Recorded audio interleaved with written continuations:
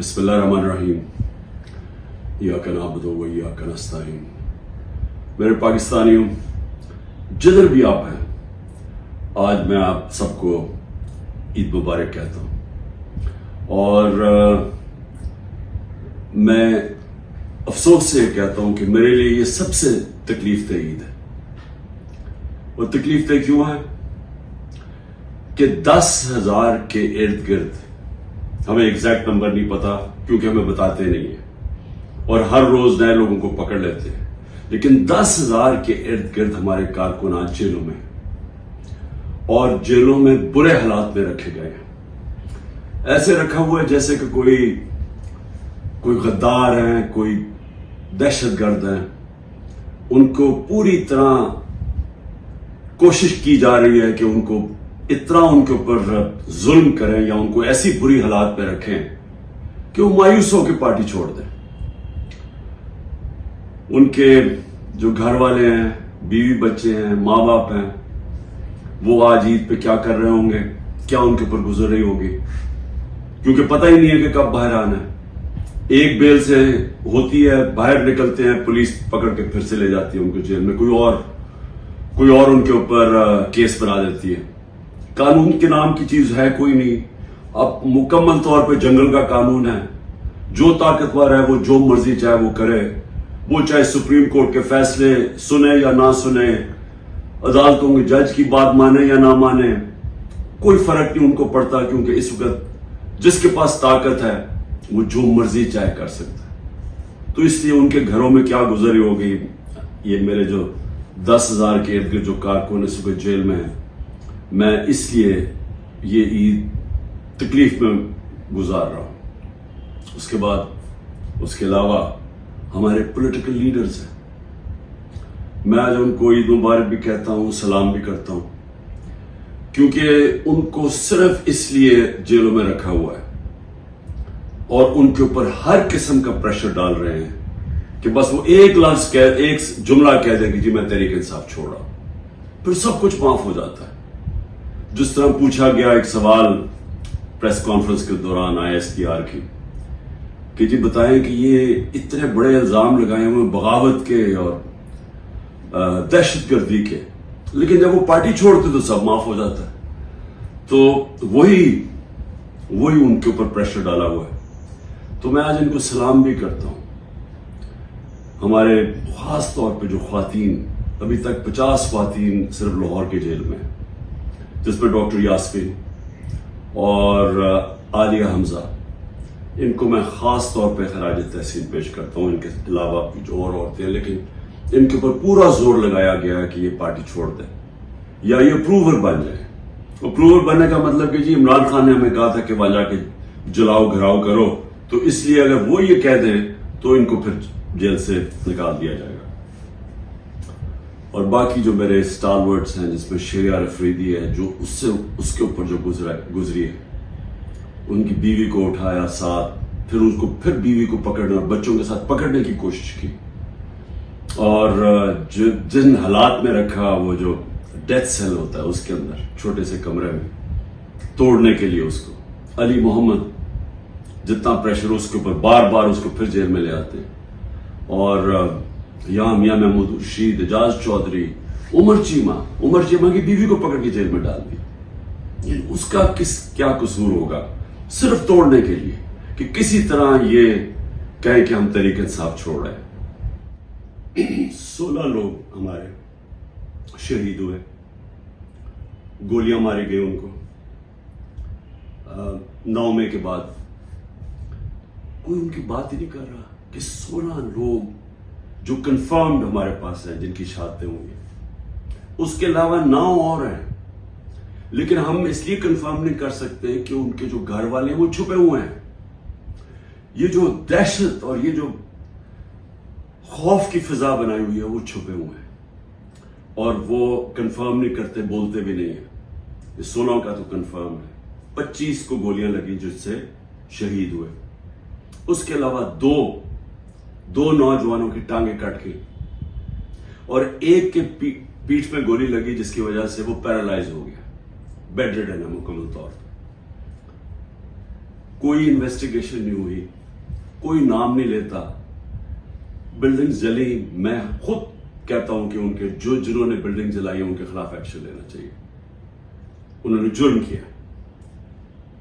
لیکن کوئی بات کرے گا کہ کون سے ملک کے اندر آپ 25 لوگوں کو گولیاں مار دیں, 50 اور کو گولیاں لگیں, 50 کو اور گولیاں لگیں, لیکن آپ 25 لوگوں کو قتل کر دیں اور ایک کے پاس فائر آرم نہ ہو. چلیں یا تو ہونا کہ کسی پولیس والوں کو گولیاں لگی, کسی کو گولی نہیں لگی, کیونکہ جب بغاوت ہوتی ہے تو وہ ہاتھوں سے نہیں بغاوت ہوتی.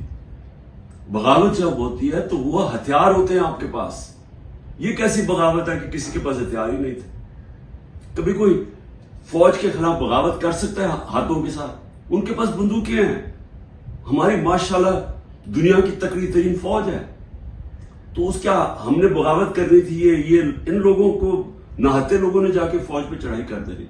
پرامن احتجاج کرنا جو ہمارا حق ہے.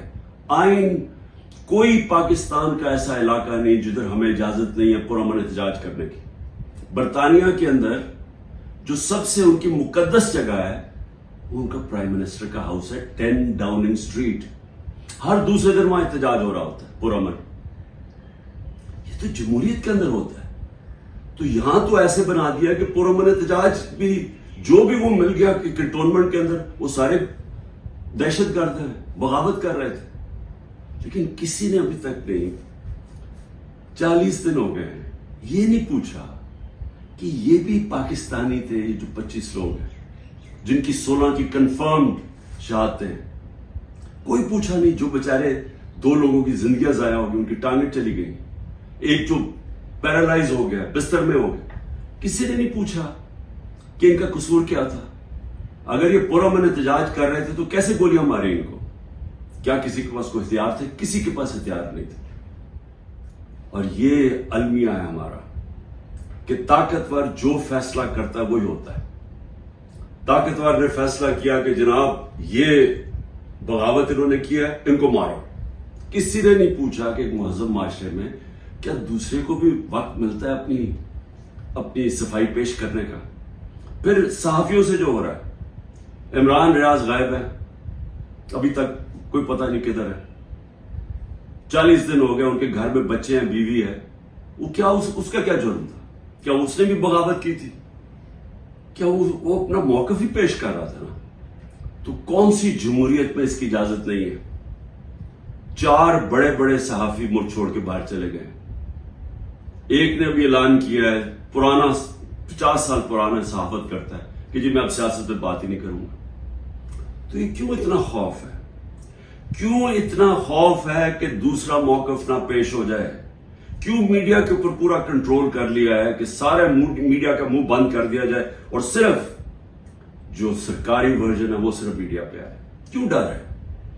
اگر آپ سچ اور حق پہ کھڑے ہیں تو بولیں تو دوسروں کو, آپ ثابت کریں. کیوں صرف یہ کہ عمران خان نے اب الیکشن نہیں لڑنا, اس کو نہیں آنے دینا ہم نے پاور میں. پھر یہ جو ہوا ہے 9 مئی کو, اب یہ 9 مئی کی میں پھر سے کہتا رہتا ہوں انویسٹیگیشن تو ہو. میں یہ کہتا ہوں کہ چلے ملٹری کورٹس کر دیں, چلے عمران خان کو آپ یہ ان عدالتوں میں نہیں, ملٹری کورٹس میں گئے, لیکن اس ملٹری کورٹ کے اندر مجھے موقع ملے, ٹیلی وائز ہو, سب کو پتا چلے, مجھے اپنا موقف پیش کرنے کا وقت دیا جائے. آپ اپنا موقف دیں, میں اپنا موقف دیتا. کیونکہ کیا ہم سچ اور حق چاہتے ہیں کہ پاکستان میں ایسی چیزیں آگے سے نہ ہوں, یا صرف اور صرف مقصد یہ ہے کہ کسی نہ کسی طرح تحریک انصاف کو ختم کریں؟ اس عید کے اوپر جتنی میں نے پاکستان میں مایوسی دیکھی ہے میں نے اپنی زندگی میں نہیں دیکھی. اور اس کی وجہ کیا ہے؟ ایک تو معاشی حالات ہے. 14 مہینے کے اندر 6% جب ملک بڑھ رہا تھا, اس کی دولت میں اضافہ ہو رہا تھا, وہ آ کے 0 پہ آ گئے. انڈسٹری بند ہو گیا, بے روزگاری, 38% مہنگائی ہے جو پاکستان کی تاریخ میں سب سے زیادہ ہے. جب دنیا کے اندر قیمتیں 35% نیچے چلے گئے ہیں, جس کی وجہ سے ہوئی تھی, جو تیل کی قیمتیں, کموڈٹی, گھی, یہ سب 35% نیچے چلا گیا. اور ہمارے ملک میں تاریخی انفلیشن ہم جب چھوڑ کے گئے تھے 12% تھی. تو مایوسی ہے، تو معاشی حالات ایسے. لیکن اصل مایوسی کی وجہ کیا ہے کہ دبئی میں جو اس ملک کے نامور بڑے بڑے ڈاکو ہیں وہ سارے مل کے دبئی بیٹھے ہوئے ہیں اور فیصلہ کر رہے ہیں پاکستان کے مستقبل کا. یہ ہے مایوسی.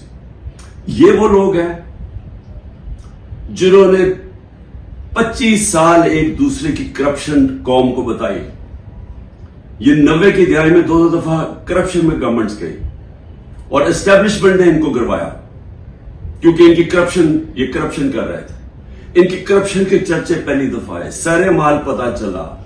پھر یہ حدیبہ پیپر مل کے اندر آیا کہ شریف خاندان کیسا پیسے ملک سے باہر نکال رہے تھے، دونوں ملک سے پیسہ چوری کر کے باہر لگا رہے تھے. یہ الزام تھے ان پہ. ان کو ہٹایا، جنرل مشرف آئے، انہوں نے ان کی کرپشن بتائی دنیا کو کہ انہوں نے کیسے ملک کو لوٹا اور پھر این آر او دے دیا.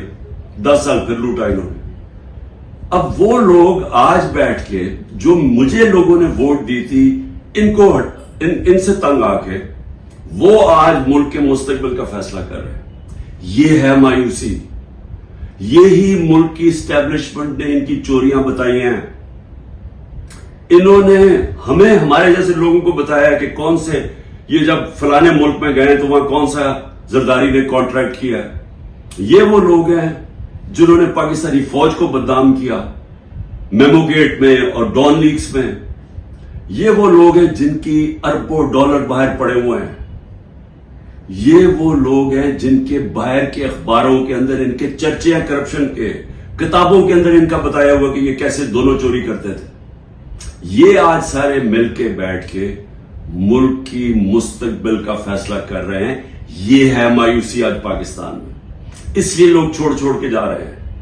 9 لاکھ آپ کے پروفیشنل جب ملک سے نکل جاتے ہیں، یہ ڈالر سے بھی زیادہ نقصان ہے. جو ڈالر ملک سے باہر جا رہا ہے وہ زیادہ نقصان ہے. پوچھیں جب آپ کے ملک کے اندر کوالٹی کے لوگ نہیں رہتے کدھر سے آپ ملک چلائیں گے؟ جو اگر شوکت خانم بنا پاکستان میں تو کدھر سے آئے تھے؟ سارے پاکستانی باہر کوالیفائڈ لوگ جنہوں نے آ کے شوکت خانم میں کام کیا تھا. 10% چھوڑ کے چلے گئے. اور جب ان کو ریپلیس کیسے کریں گے؟ اگر یہی سعودی عربیہ میں یا دبئی میں بنتا ہے ایک کینسر ہاسپٹل تو وہ باہر سے لوگوں کو فورنرز کو لے کے آتے ہیں کیونکہ ان کے ملک میں ایکسپرٹیز نہیں ہے. ہم وہ خوش قسمت ملک ہے، ہمارے پاس ہر قسم کے پروفیشنل باہر بیٹھے ہوئے ہیں. تو ان کو پاکستان لانا آسان نہیں ہوتا. وہ تب آتے ہیں جب ان کو ملک پہ اعتماد ہوتا ہے. تو جو آج حالات ہیں، یہ اگر 10% شوکت خانم کے کنسلٹنٹ چھوڑ کے جا رہے ہیں، یہ ہر جگہ پروفیشنلز جو 9 لاکھ لوگ جا رہے ہیں، یہ اندازہ نہیں کتنا بڑا نقصان ہوا ہے پاکستان کو اور ہوتا جا رہا ہے. اتنی کوشش کی ہے عمران خان کو اور پی ٹی آئی کو ذلیل کرنے کی. ذرا کریں نا آج الیکشن. میں چیلنج کرتا ہوں کہ ساری ان کو امپائر ان کو دے دیں، الیکشن کروا دیں. کیوں ڈر رہے ہیں الیکشن سے؟ کیونکہ آپ جو مرضی کر لیں، جب عوام کے دلوں میں ایک نظریہ آ جاتا ہے، آئیڈیا آ جاتا ہے، آپ اس کو شکست نہیں دے سکتے. انگریزی کا محاورہ ہے no force can defeat an idea whose time has come. جب ایک نظریہ آ جاتا ہے اس کو آپ شکست نہیں دے سکتے. آپ ڈنڈے مار کے، یہ بھیڑ بکریاں نہیں ہے کہ ڈنڈے ماریں گے، یہ مریں گے، ظلم کریں گے تو جو ایک دم یہ چپ کر کے بھیڑوں کی طرح آرام سے لائن میں لگ جائیں گے. یہ انسان ہے، انسان فیصلہ کر بیٹھے. جب بھی الیکشن ہوگا میرا چیلنج ہے تحریک انصاف جیتے گی.